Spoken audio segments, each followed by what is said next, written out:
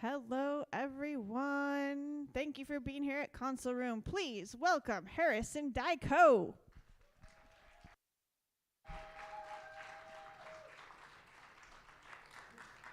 Hello, everyone. We are Harisen Daiko. We've been playing Taiko here in the Twin Cities greater metro area since 2013, and we're very pleased to still be doing it. And this is our first time here at Convergence. We're incredibly thrilled to be here. Thank you for having us. My brain is 3 conventions away from now already. This is bad. This is our first time here at Console Room, and we're very thrilled to be here. Now, for the people in the room, how many people have seen us play Taiko somewhere else before? Okay, good. We love you. You're fantastic people. Know that. Have any of you seen Taiko played by people who are not us before? Oh, okay. They may have standards. We could be in trouble. I've seen Kodo on YouTube. This ain't that. All right, so for those of you who have not seen Taiko and not seen us, quick history lesson. Taiko drums like this have been used in Japan for various ritual and festival purposes going back thousands of years. But it was one guy in the 50s named Daihachi Higuchi who was a jazz drummer who put them together in these ensemble drumming groups. He thought, well, these drums are great, but they're sitting around, they're gathering dust, but wouldn't it be great if I could do a complex drum song like I can on my set, but maybe I just need more people because these drums are so big. And that was the birth of Kumi Daiko, or group drumming in Japan, where it spread in the 60s to the West Coast, and now there are Taiko groups in, well, I want to say most of the countries of the world, but I don't have a running tally, so I can't say that for sure. But Taiko's everywhere now, and we're very pleased to be a part of that. And one thing, a point of business, because while you're watching a Taiko performance, it's not like other performances maybe you go to, and we don't want you to respond to this the way the cyber leader does to good news, excellent. Instead of that, think maybe someone just gave you a jelly baby. No, you've just seen dinosaurs on a spaceship. That's the kind of response we want. We're going to be making noise up here, giving each other energy. We want to hear from you too. If you want to make some noise, that reassures us that we haven't concussed you into a percussion-based coma. All right, so with all that, I'm going to introduce our first song for you. Now, this first song we're going to play for you is called Nox Saltatus. The astute among you will notice immediately that that is not Japanese, that's Latin. That's because Greg, who wrote this song, is awkward like that. And he's not here to take credit or blame, so I'm going to say what I like about his song. But Nox Saltatus translated means the night dances. So you'll see pairs of drummers playing together, almost dancing, and we hope you enjoy it. Nox Saltatus.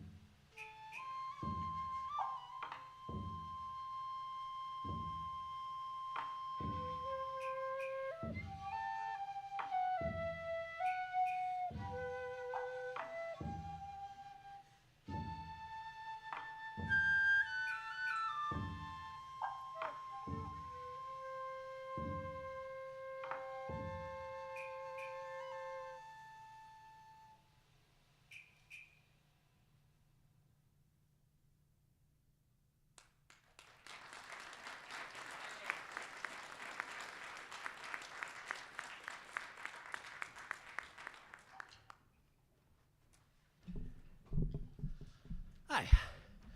That last one you just heard was called Kawa. It's by a former member of ours named Susan Mao Larson. And Susan lived on one major river and worked near another major river. And so Kawa is Japanese for river. I skipped a step, sorry.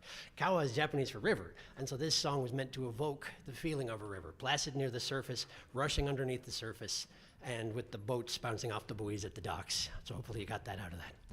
Now this next one's going to be another change in mood from this last one. This next one is called Hazumi, and it's a song that was originally played by Kogen Taiko, who is the first taiko group in Minnesota, and so we owe them quite a lot for making space for groups like us, both kind of in general and also in specific, because this song, they have specifically allowed us to keep it alive since they are now on indefinite hiatus, so we're very grateful to them for that. Now Hazumi is Japanese for something along the lines of rebound or bounce. And hopefully, as you watch us play this next piece, you'll be able to tell why it's called that. And if not, it means we're probably not playing it right. So please enjoy Hazumi.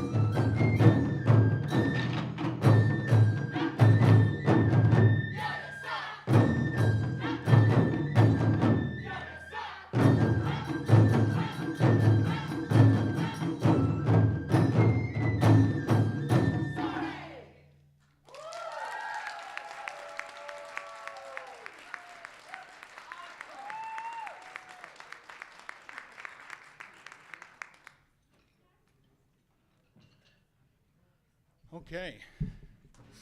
How are we doing so far? Enjoying it? Very nice. Whew. I hope you'll excuse me my crib sheet and my shortness of breath. I imagine you'll understand. That song we just played was called Raku, and this was composed by Chabo-san of Shirada. Shirada is from the Okumikawa region in Japan, where they have mountains. And to train themselves to play taiko, Shirada will run up and down the mountain each day to get in shape and get ready to play taiko. And locally, of course, we have no mountains. And as you can imagine, it's quite a challenge to run up and down lakes. So we're still working on figuring that one out. Many of us in Harisen are also fans not only of taiko, but of other elements of Japanese culture and popular media, such as anime.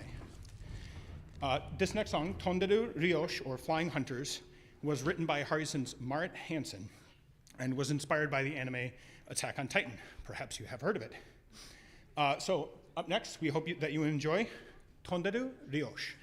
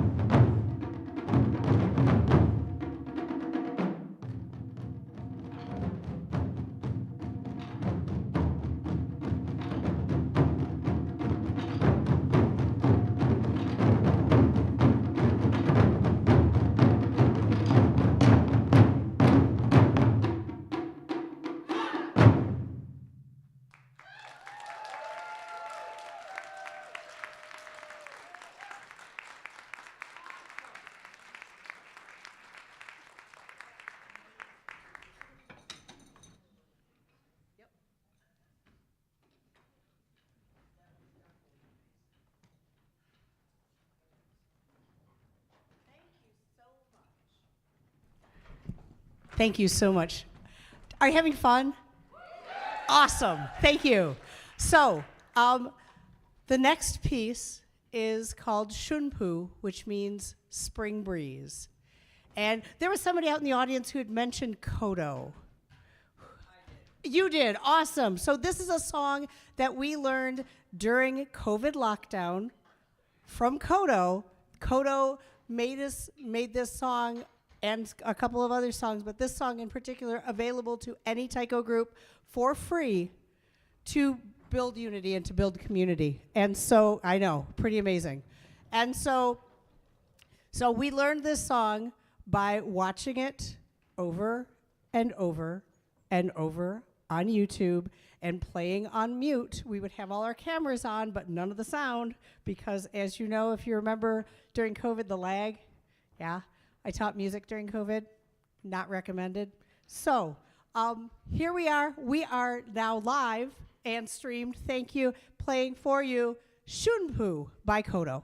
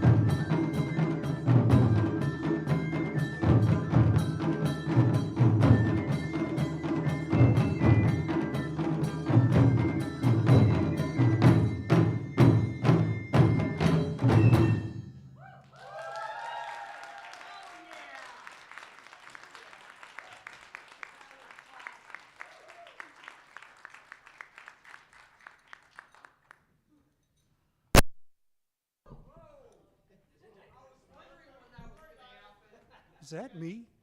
Did I do that? Darn it, I was kind of hoping. All right, well, we do have Q&A coming up. But before Q&A, I have a short list of stuff that I wanted to tell you about. So first of all, I want to check in. How's it going? How's the performance so far? Okay, good, good. They're not throwing vegetables. I think we're going to be okay. All right, so one thing that you could probably know if you care about what you just saw and you want to hear more at some point is we have a website at harisendaiko.com where you could look at our calendar, which is a little thin at the moment because often our seasonal gigs don't start booking until mid-spring and then fill out through the rest of the year. But when they do get booked, they do show up on that calendar, and it's the most reliable place to know where we're going to be, when we're going to be there, even if it's a free event like the Sister Cities Days or the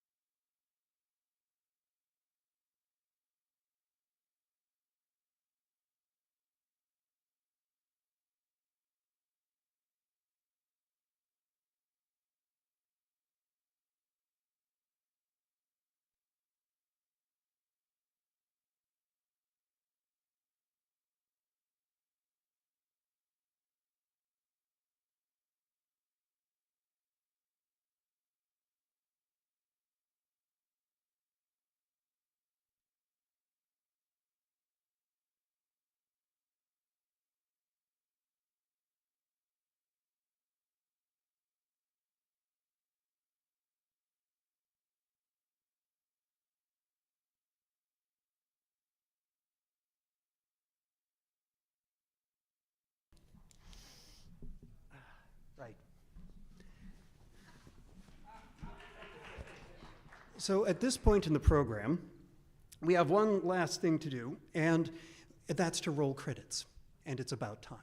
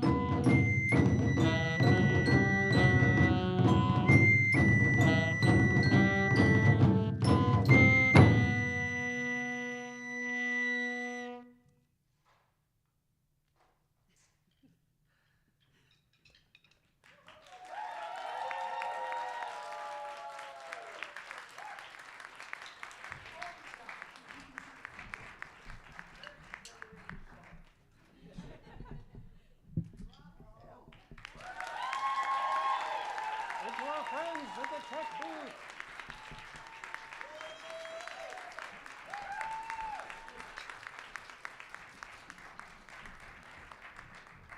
I'm going to take these off now because I'm not this cool.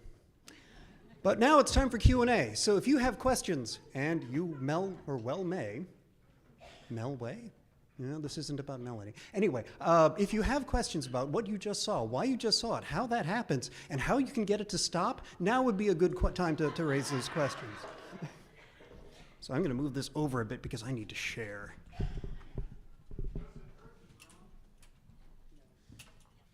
Not really. You can get kind of sore because you have to get in a particular stance. And if you're not used to doing that, you can get a little bit sore because it's kind of like a modified horse stance. So your thighs, if you're going for a while, can get a little bit sore. Or if you're at the Daiko and you're holding your arms up like this for about 5 minutes, that can get a little bit sore, but not generally. That said, if you go completely nuts, you can rip the skin off your thumbs and parts of your fingers by playing way too hard the wrong way. Hi, yeah, the last question that somebody asked for the people who are not here to hear was if you hurt yourself while you're playing. And then my question is, what's the biggest drum you have played? Yeah, so this one just behind us, this is a class of drum that we call Daiko, which means big daiko. This one is probably about 24 inches, something like that, 24, 26. The biggest one I've played is something called a Hira Daiko. And this one is very, very big, but it's shallow. So it's only like 12 inches deep. But the one I played was, I think, 38 or 40 inches across, and that was a lot of fun. How big is Ayame? I think about that big. So there's a drum here in the Twin Cities. It's owned by another group, by Taiko Arts Midwest and Enso. It's as big, but it's as proportionally deep. That's a really massive drum. That is a drum that won't fit in any of our cars. That's why we don't want a drum like that right now. Well, we want a drum like that, but we can't have one. Because we need a truck. What kind of wood are the drums made out of? And is it because it's a lighter wood that makes it the higher pitch? Or is it the width of the sticks? Because some were fatter. So there is a little bit to say for the resonance chamber inside the drum. Our drums are mostly stav construction, so they're built like wine barrels. Some of them used to be wine barrels. I think we maybe have one that even had like the bunghole drilled out and it was filled back in. So you might be able to see that on our drums. But in Japan, they're made out of one solid piece of wood, and it's kind of cool how they make it because they'll have one chunk of wood and they'll hollow it out, and then they take the innards, and then they can make more drums in varying sizes, like a matryoshka taiko. So that's how ours are made. Part of the sound of it comes from the hide, like how stretched it can be over it. The thickness and tension of that hide, different hide. So I think a lot of ours are cow, right? Mm-hmm. You can also have like elk and other things, deer, stuff like that, and that might change the sound. Some of them, the shime that we're sitting out, I don't think we have any out right now, but they have the ropes tied around them, and you can tighten and loosen those to get different pitches. I think that answers all the aspects. Yeah. Question from online? Question from online. How long does it typically take to learn a new piece? This is a shime, by the way, the high-pitched one. Yeah, thank you. How long depends on the piece, and I'm going to say this very liberally and maybe a little mean-spiritedly. Who wrote it? Because, I mean, you just saw Shunpu. We worked on that for a very long period of time, if you count all that time on Zoom during the pandemic. But if you think about the amount of time we practiced it before we actually played it in person, that was actually a fairly short interval. And it turned out that doing all that on Zoom didn't really help us all that much, honestly. But yeah, so I mean, some songs are quick. They could be something we pick up and make solid within the period of like a couple of months. I will say months, not weeks. We don't usually move that fast because we like to get stuff right before we put in front of an audience. But other songs have taken like half a year to get really ingrained, and so people don't see it till the next year. And our performing season often lines up with like the Japanese festivals, the cherry blossom festivals and things like that. And so warm weather is kind of our performing season. And then at the end of the performing season in the fall, we typically reload for the next performing season. And so we'll have throughout the winter to prep a song. So in practice, it takes a varying amount, but usually we have sort of like the cold weather months to prep for the next year's season. And usually our target is Obon Festival at Como. Is like if there's going to be something new, it has to be ready for that. If it's ready for something before that, that's great. It has to be ready for Obon.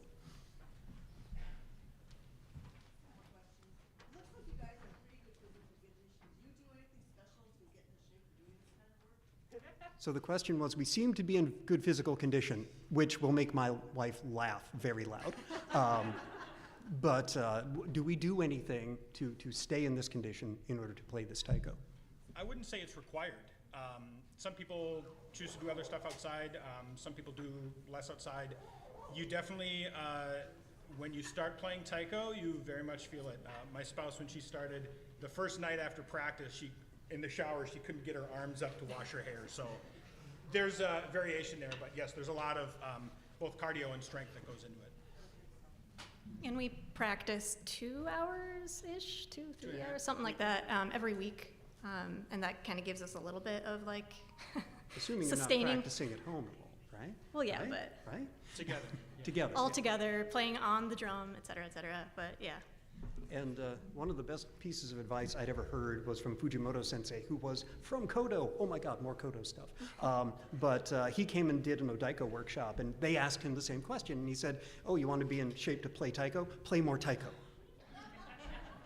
From online, and then we'll go over here. I have 2 questions. The first one doesn't need to be answered. Don't you run up and down the rivers? I thought I heard that earlier. The real question is, what is the process for choosing your music? Oy. Do we have a process for choosing our music? It's a little bit of like whether or not any of our members are working on a song, because a lot of our repertoire is written by members. So sometimes they'll come up and they'll be like, "Hey, I have a new song. Can we try it?" And we'll be like, "Okay." And whether or not it actually becomes a performing song kind of changes. But it's usually not so much choosing, so much as like, "Here's a song. Let's try to play it." Although the few songs that we have adopted from outside, Raku from Shidata, Shunpu from Kodo, it's like we kind of inherited Raku because everyone who we were playing with already knew it, and we were able to get permission to keep playing it, so it became a song that we just kept, basically. Shunpu was made free, and we all kind of fell in love with it, so we adopted that one by choice. And then Hazumi, which is a privilege to play, is kind of granted to us as a bequest by Kogan. So it's like, oh yeah, we want to play some Kogan stuff, keep Kogan stuff in the air here in the Twin Cities. We also are a 501c3 nonprofit, so a part of our board is a creative director.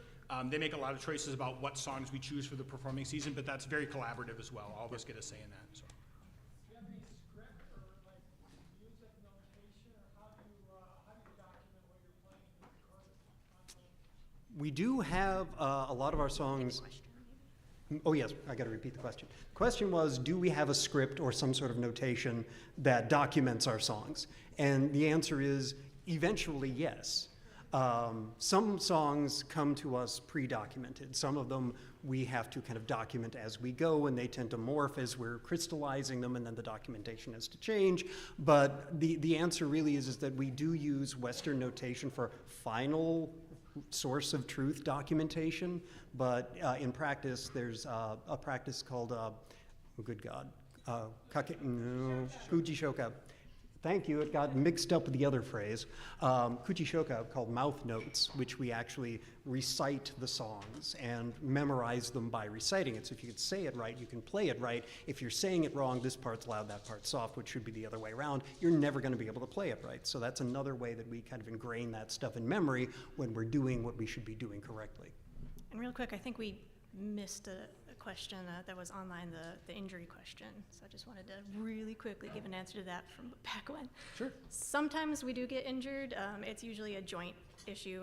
We have a couple people who have shoulder problems. Thankfully, I don't think we've had any serious injuries during a performance. It's usually during practice, yeah. Yeah. But it's usually like shoulders or elbows and things like that. Yeah. Occasionally we'll whack our hand with our sticks, and that does tend to hurt, but thankfully it hasn't been like serious. Yeah. Knock on. I think we've got time for one more. Oh, the shoes. Two-toed shoes. These are tabi. Tabi are traditionally famous in Japan, traditional and famous. So they kind of come out of the Zauri sandals, that, the thong sandals that you would wear.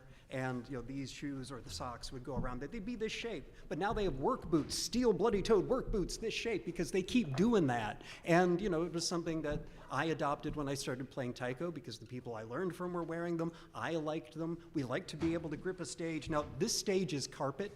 Got no trouble gripping up here, probably even in bare feet, but there have been times when we've been playing on floors that would give you a fair deal of slip. And when you're standing down like that and your feet suddenly part ways from each other, that could be a bit of a problem. Because they're so you can like get There, into it's back. all kinds of stuff. Yeah. Flexible shoes, awesome. All right. We actually do have another spare 5 minutes. Maybe another question. Is there another question? Oh. Oh. Some of that is volunteerism. I was going to say Thunderdome, but volunteerism works too. That's when more than one person wants that part. Yeah.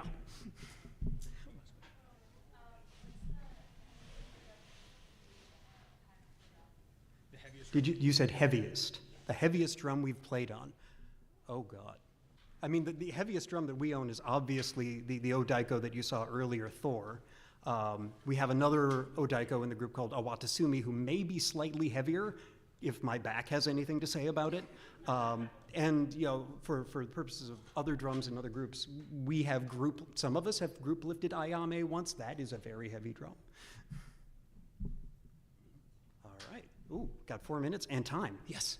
Why are the drumsticks different lengths? Oh, that is a good question. So for the drum you're playing and for the person, your drumstick length will vary. So right now, I think we're all carrying Odaiko bachi, aren't we? Yeah. So Odaiko bachi are for the great big drum, right?